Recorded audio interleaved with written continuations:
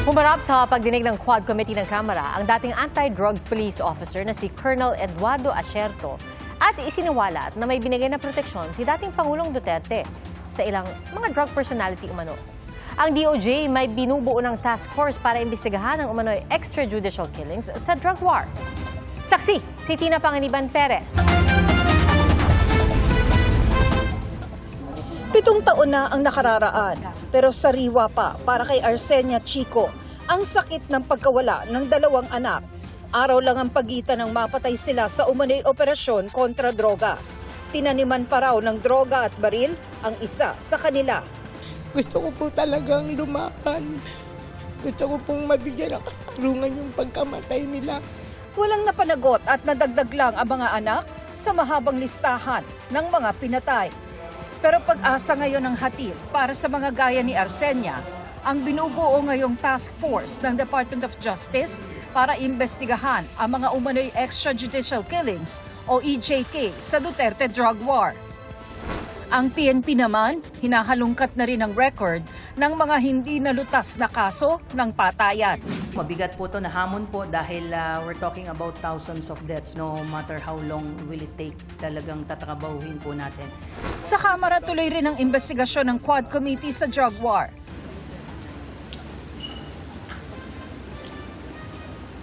Iyak na. 6 years na.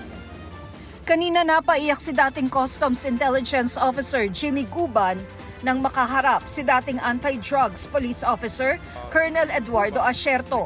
Ito ang unang beses na nagkita ang dalawa matapos bawiin ni Guban ang akusasyong si Asierto ang nag-facilitate umano ng smuggling ng illegal na droga sa loob ng mga magnetic lifters. For 6 years, sir.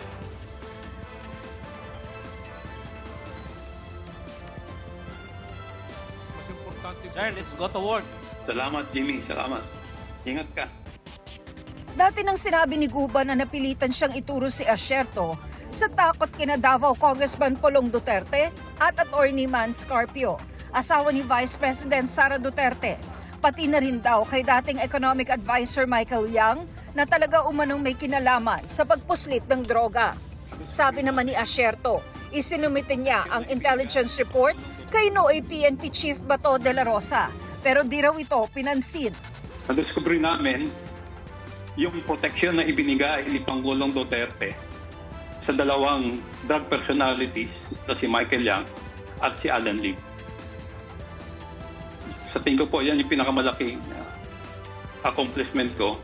Kaya lang nga po is nalagasan ako ng 2 kasama ko. During that time, Mr. Chair, walang Michael Yang eh. Ang alam ko lang na sinabi ni Colonel Asierto is Johnson Chua, which is both. Talagang subject namin 2 yon. But there was no Michael Yang during that time. Hinihinga namin ng reaksyon sina Duterte, anak na si Congressman Duterte at si Carpio, pero wala sila sa pagdinig. Sa sulat na ipinadala ng abogado ni dating Pangulong Rodrigo Duterte, nakasaad na duda raw si Duterte sa integridad ng Quadcom na isa umanong political ploy para idiin siya sa mga krimeng di naman daw nito ginawa. Nababahala rin ng dating Pangulo dahil pinipilit umano ng Quadcom na magsinungaling ang mga resource person nito. Pwede na rin daw manghingi na lang ang komite ng transcript ng kanyang mga sinabi sa Senado tungkol sa war on drugs dahil marami na siyang nasabi roon. Hindi nakapagpigil ang ilang chair ng Quadcom ng Kamara sa mga batikos ng dating Pangulo at mga kaalyado nito. Gayong wala naman daw bahid politika ang kanilang investigasyon. Enough! Enough with the gaslighting! Enough with the destruction!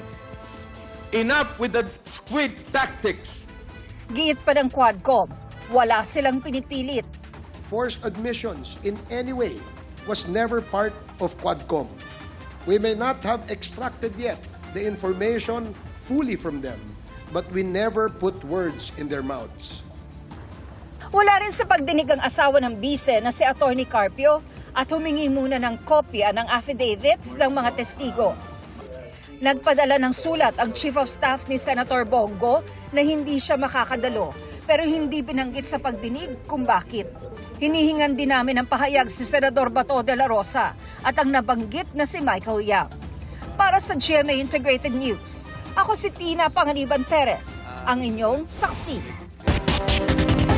Sabi po ng abogado ni Michael Yang na si Attorney Raymond Fortun, tatanungin pa raw niya ang kliyente kaugnay sa issue.